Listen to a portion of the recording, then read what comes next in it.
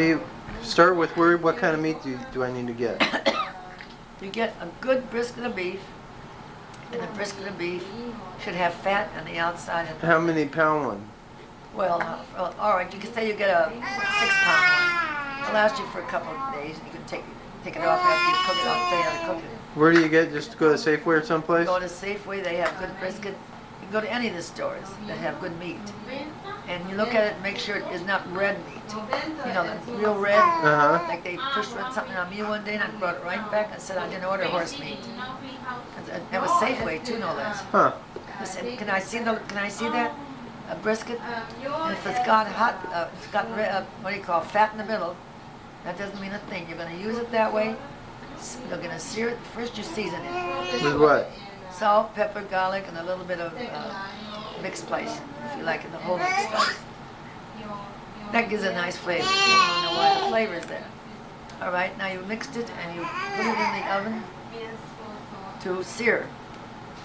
You leave it. What do you mean? What's sear? Leave it stand overnight with the mixture on it overnight in the You put refrigerator. a liquid on it? A liquid? Well, you're going to put all that salt, pepper, garlic powder, you know, on top of it. And if you put a little bit of oil or something, or ketchup or tomato sauce, that won't hurt it either. But I leave it, I put it in the oven the next day. It shouldn't marinate. That means marinating. So it's being marinated. The next day I take it out of this brine, I call it a brine. Put it in a baking pan that's not maybe about that high. Leave it open. You don't have to cover it. You put it in the oven to be seared. You know what I mean by seared? Broil? Browned. Seared is brown. What temperature? 325. Now you can put it in first for about 350 and then change it quickly to 325 so it don't overcook. How long would you leave it in for the 325? Well, or 350? you say you have a 6-pound one? Well, I would leave it in for a good hour, say 2 hours. And then after you put it in the oven for 2 hours. The next day, remember you're leaving it marinated. And you put it in the oven the next day for 2 hours. And then you pull it out and you let it cool. And then you cut off the upper fat and even whatever, a little bit from the middle. And then when that's away and when you're ready to make it to eat, maybe you want to cook it another 2 hours or so until it's pretty soft when you put a And fork what temperature then? Same temperature? 325. You might put it in for a little bit hotter for the first 5-10 minutes if you like. It won't hurt it. It just gets hotter. Now you put it back in the oven. I'm watching it in my eyes.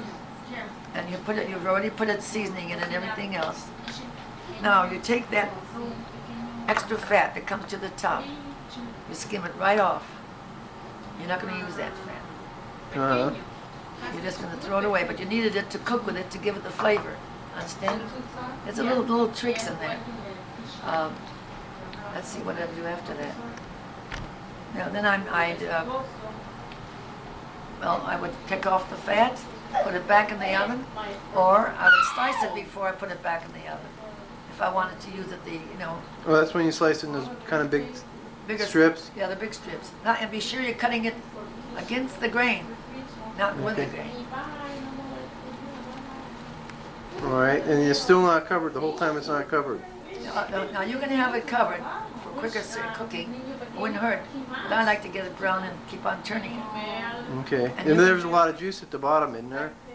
There's a lot of juice at the bottom, yes, because you've got all that fats and stuff. Yeah. But when you take off, after you let it get cool, you take off all the extra fat, throw it away, and put whatever gravy's there. You put it in again to the oven to be heated. But I slice my meat between those things. Now, once I browned it, once I seared it and browned it, and then when I take off the fat and I slice it down, and whenever I want to put it in to bake over again, actually it takes maybe another hour or more. You have to test it to see if it's very tender.